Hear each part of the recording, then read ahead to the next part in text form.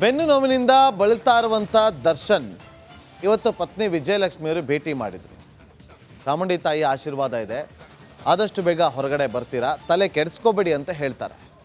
ಮತ್ತೊಂದು ಕಡೆ ದಿನಕರ್ ತುಗುದೀಪ್ ಅವರು ಕೂಡ ಇವತ್ತು ಬಹಿರಂಗ ಒಂದು ಸಭೆಯಲ್ಲಿ ಕೂಡ ಹೇಳಿಕೆಯನ್ನು ಕೊಟ್ಟಿದ್ದಾರೆ, ತಲೆ ಕೆಡಿಸ್ಕೋಬೇಡಿ ಬರ್ತಾರೆ ಹೊರಗಡೆ ಅಂತೇಳಿ. ಇದೆಲ್ಲದರ ನಡುವೆ ಬೆನ್ನು ನೋವು ದಿನದಿಂದ ದಿನಕ್ಕೆ ಉಲ್ಬಣಗೊಳ್ತಾನೇ ಇದೆ. ಯಾವಾಗ ಕಡಿಮೆ ಆಗುತ್ತೋ ಗೊತ್ತಾಗ್ತಾ ಇಲ್ಲ. ಆದರೆ ವಿಜಯಲಕ್ಷ್ಮಿ ಅವರು ಮಾತ್ರ ಒಂದು ಧೈರ್ಯವನ್ನು ತುಂಬುವಂಥ ಕೆಲಸವನ್ನು ಇವತ್ತು ಮಾಡಿದ್ದಾರೆ. ಒಂದು ರಿಪೋರ್ಟ್ ಇದೆ, ನೋಡ್ಕೊಂಬನ್ನಿ.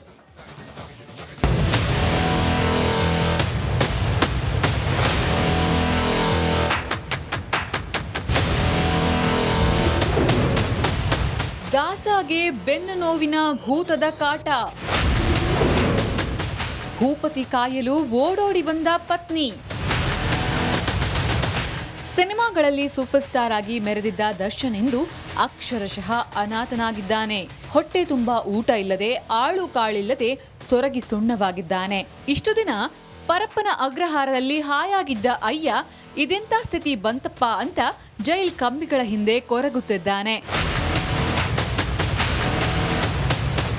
ಬಳ್ಳಾರಿ ಜೈಲ್ ಶಿಫ್ಟ್ ಆದ ಮೇಲಂತೂ ಕಾಟೇರನಿಗೆ ನಿಂತಲ್ಲಿ ನಿಲ್ಲೋಕಾಗ್ತಿಲ್ಲ, ಕುಂತಲ್ಲಿ ಕೂರೋಕಾಗ್ತಿಲ್ಲ. ರಾತ್ರಿಯಂತೂ ಕಣ್ಮುಚ್ಚಿದ್ರೆ ಶೆಡ್ ನರಕವೇ ಕಾಣ್ತಿದೆ. ಒಂದೆಡೆ ಭೂಪತಿಗೆ ಬೆನ್ನು ನೋವು ಬೆಂಬಿಡದೆ ಭೂತದಂತೆ ಕಾಡ್ತಿದ್ರೆ, ಮತ್ತೊಂದೆಡೆ ರೇಣುಕಾಸ್ವಾಮಿಯ ಆತ್ಮವು ಅಟಕಾಯಿಸಿಕೊಂಡಿದ್ಯಂತೆ. ಯಾವಾಗ ದರ್ಶನ್ಗೆ ಭೂತ ಭಯ ಕಾಡ್ತಿದೆ ಅಂತ ಗೊತ್ತಾಯ್ತು, ಇಂದು ದರ್ಶನ್ ಪತ್ನಿ ವಿಜಯಲಕ್ಷ್ಮಿ ಜೈಲ್ಗೆ ಓಡೋಡಿ ಬಂದಿದ್ರು. 2 ಬ್ಯಾಗ್ಗಳಲ್ಲಿ ಡ್ರೈ ಫ್ರೂಟ್ಸ್ ಮತ್ತು ಬೇಕರಿ ತಿಂಡಿಯನ್ನ ತಂದಿದ್ರು.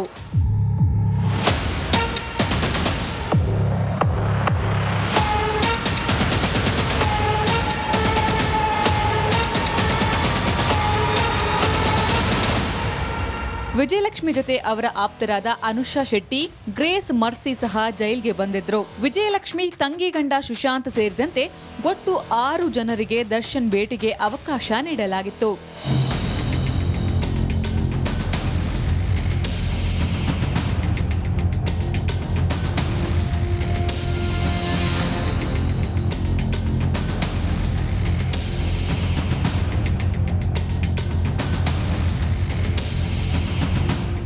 ಮಾನಸಿಕವಾಗಿ ಕುಗ್ಗಿರುವ ದರ್ಶನ್ಗೆ ವಿಜಯಲಕ್ಷ್ಮಿ ಆತ್ಮಸ್ಥೈರ್ಯ ತುಂಬಿದ್ದಾರೆ. ಭೂತ ಭಯದಿಂದ ಮುಕ್ತಿಗೆ ದೇವರ ಪ್ರಸಾದ ಕುಂಕುಮ ನೀಡಿದ್ದು ತಾಯಿ ಕಾಪಾಡ್ತಾಳೆ ಅನ್ನೋ ವಿಶ್ವಾಸ ತುಂಬಿದ್ದಾರಂತೆ. Renukaradhya, republic Kannada, Ballari.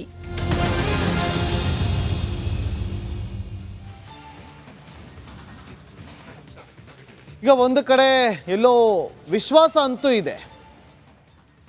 Charge sheet file ಆದಂಥ ಸಂದರ್ಭದಲ್ಲಿ ಚಾರ್ಜ್ ಶೀಟನ್ನು ನೋಡಿದವರು ಇದು ಸುಪ್ರೀಂ ಕೋರ್ಟ್ವರೆಗೂ ಹೋಗ್ಬೋದು, ಅಲ್ಲಿವರೆಗೂ ಹೋದರೂ ಕೂಡ ಜಾಮೀನು ಸಿಗೋದು ಅನುಮಾನ ಅಂತ ಹೇಳ್ತಾ ಇದ್ರು. ಆದರೆ CV ನಾಗೇಶ್ ಅವರ ವಾದ ಮಂಡನೆ ಗಮನಿಸಿದ ಪ್ರತಿಯೊಬ್ಬರು ಹೇಳ್ತಾ ಇರುವಂಥದ್ದು ಲೋಯರ್ ಕೋರ್ಟಲ್ಲೇ ಬೇಲ್ ಸಿಕ್ಕಿದ್ರು ಸಿಗಬಹುದು ಅಂತೇಳಿ.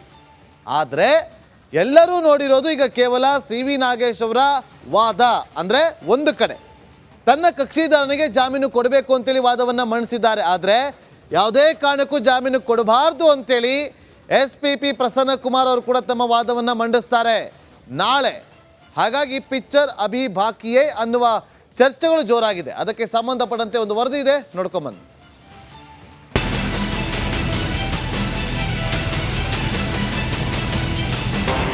ದರ್ಶನ್ ಜಾಮೀನಿಗೆ CV ನಾಗೇಶ್ ವಾದ. ಬೇಲ್ಗೆ ಬ್ರೇಕ್ ಹಾಕಲು SPP ಪ್ಲಾನ್.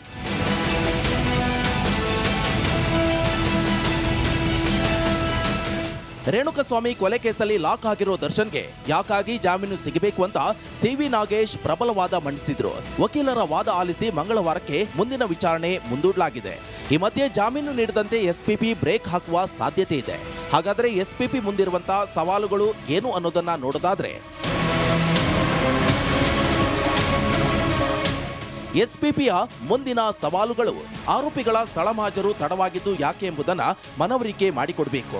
ಪೋಸ್ಟ್ ಮಾರ್ಟಮ್ ತಡವಾದ ಬಗ್ಗೆ ನಿರ್ದಿಷ್ಟ ಕಾರಣ ತಿಳಿಸಬೇಕು. ಕೇಸ್ ಡೈರಿಯಲ್ಲಿ ಸಾಕ್ಷಿಗಳ ಉಲ್ಲೇಖ ಮಾಡದಿರಲು ನೀಡಿರುವ ಕಾರಣಗಳನ್ನು ಇನ್ನೊಮ್ಮೆ ಕೋರ್ಟ್ ಗಮನಕ್ಕೆ ತರಬೇಕು. ರಕ್ತದ ಕಲೆಗಳು ಸಿಕ್ಕಿರುವುದನ್ನು ಮಾಡಿಸಿರುವಂತಹ ವೈಜ್ಞಾನಿಕ ಪರೀಕ್ಷೆ ಹಾಗೂ ಅದರ ಸಾಮರ್ಥ್ಯವನ್ನು ಸಮರ್ಥವಾಗಿ ತಿಳಿಸಬೇಕು. ಸಿ.ವಿ. ನಾಗೇಶ್ ನೀಡಿರುವಂತಹ ಕಾರಣಗಳು ಜಾಮೀನಿಗೆ ಕಾರಣ ಇರಬಹುದು. ಆದರೆ ಸಮರ್ಪಕ ಕಾರಣಗಳು ಇದ್ದಾಗ ಇವು ಪರಿಗಣನೆಗೆ ಬರಲ್ಲ ಎಂಬುದನ್ನು ದೃಢಪಡಿಸಬೇಕು. ಸಬ್ ಇನ್ಸ್ಪೆಕ್ಟರ್ ವಿನಯ್ರನ್ನ ಪ್ರಮುಖ ಸಾಕ್ಷಿಯಾಗಿ ಪರಿಗಣಿಸಿರುವುದನ್ನ ತಿಳಿಸಬೇಕು. ಮೋಹನ್ ರಾಜ್ರಿಂದ ಪಡೆದ ಹಣವನ್ನ ಈಗಾಗಲೇ ಪ್ರದೋಷ್ಗೆ ನೀಡಿರುವ ಬಗ್ಗೆ ಇರುವ ದಾಖಲೆಗಳನ್ನ ಸಾಬೀತುಪಡಿಸಬೇಕು. ದರ್ಶನ್ ಆರೋಪಿಗಳ ಜೊತೆ ಸಂಪರ್ಕ ಮಾಡಿರುವುದು ಕೊಲೆಯ ಬಗ್ಗೆ ಮಾತನಾಡಲು ಎಂಬುದನ್ನ ಸಾಕ್ಷೀಕರಿಸಬೇಕು. ದರ್ಶನ್ ಘಟನೆ ನಡೆದಾಗ ಅದೇ ಶೂಗಳನ್ನ ಧರಿಸಿದ್ರು ಎಂಬುದನ್ನ ಲಭ್ಯವಿರುವ ಸಿಸಿಟಿವಿ ಮೂಲಕ ಸಾಬೀತು ಮಾಡಬೇಕು. ದರ್ಶನ್ ಕೊಲೆಯಲ್ಲಿ ಭಾಗಿಯಾಗಿದೆ ಎನ್ನುವುದಕ್ಕೆ ಇರುವ ಇತರ ಸಾಕ್ಷಿಗಳನ್ನ ಸಮರ್ಥವಾಗಿ ಮಂಡಿಸಬೇಕು. ಈ ಎಲ್ಲ ಸಾಕ್ಷಿಗಳನ್ನ ಕೋರ್ಟ್ ಮುಂದೆ ಎಸ್ಪಿಪಿ ಹಾಜರುಪಡಿಸಿದ್ರೆ ದಾಸನಿಗೆ ಜಾಮೀನು ಸಿಗೋದು ಡೌಟ್ ಆಗಲಿದೆ. ನಾಗರಾಜ್, ರಿಪಬ್ಲಿಕ್ ಕನ್ನಡ, ಬೆಂಗಳೂರು.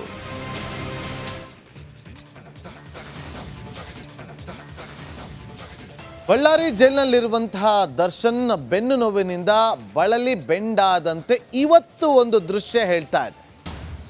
ಇವತ್ತು ಆ ಒಂದು ದೃಶ್ಯ ಹೇಳ್ತಾ ಇದೆ, ಬಳಲಿ ಬೆಂಡಾದಂತೆ ಕಂಡು ಬರ್ತಾ ಇದೆ. ಯಾಕೆಂದ್ರೆ ನಾವು ತೂಕದ ವಸ್ತುವನ್ನು ಎತ್ಕೊಂಡು ಸ್ವಲ್ಪ ದೂರ ಹೋಗ್ಬೋದು, ಆಗ ಬೆನ್ನು ನೋವು ಬರುತ್ತೆ, ಅದನ್ನ ಇಡ್ತೀವಿ. ಈಗ 100 ಮೀಟರ್ ನಡೆಯೋದ್ರಲ್ಲಿ ದರ್ಶನ್ ಸುಸ್ತಾಗಿದ್ದಾರೆ. ಸ್ಕ್ಯಾನಿಂಗ್ ಮಾಡಿಸಿ ಇದು ಉಲ್ಬಣಗೊಳ್ಳುತ್ತೆ ಅಂದರೆ ಜಾಸ್ತಿ ಆಗತ್ತೆ ಅಂತ ಹೇಳಿದ್ರೂ ಕೂಡ ಇಲ್ಲ ನಾನು ಬೆಂಗಳೂರಲ್ಲೇ ಮಾಡ್ತೀನಿ. ನೋಡಿ, ದೃಶ್ಯಾವಳಿ ನಿಮಗೆ ತೋರಿಸ್ತಾ ಇದ್ದೀವಿ. ಇವತ್ತು ವಿಜಯಲಕ್ಷ್ಮಿ ಅವರು ಬಂದು 2 ಬ್ಯಾಗನ್ನು ಕೊಟ್ಟರು. ಆ 2 ಬ್ಯಾಗನ್ನು ಎತ್ಕೊಂಡು ಹೋಗ್ತಾ ನೋಡಿ. ಆಗ ಅವರು ಬೆನ್ನು ನೋವು ಇದೆ ಅಂತ ಗೊತ್ತಿರುತ್ತೆ, ಆದರೂ ಕೂಡ ತೋರಿಸ್ಕೊಳ್ಳೋಕೆ ಹೋಗೋದಿಲ್ಲ. ಅದಾದ ಬಳಿಕ ಇದು ಒಂದು ದೃಶ್ಯ. ಇನ್ನೊಂದು ದೃಶ್ಯ ಇದೆ, ಅದನ್ನು ಕೂಡ ನಿಮಗೆ ತೋರಿಸ್ತೀವಿ. ಇನ್ನೊಂದು ದೃಶ್ಯ ಕೂಡ ಇದೆ, ಅದನ್ನು ಕೂಡ ನಿಮಗೆ ತೋರಿಸ್ತೀವಿ. ಅಲ್ಲಿ ಬ್ಯಾಗನ್ನು ಎತ್ಕೊಂಡು ಹೋಗಿ ಅಲ್ಲಿ ಬ್ಯಾರಕ್ ಒಳಗಡೆ ಹೋಗುವಂಥ ಸಂದರ್ಭದಲ್ಲಿ ಬ್ಯಾಗನ್ನು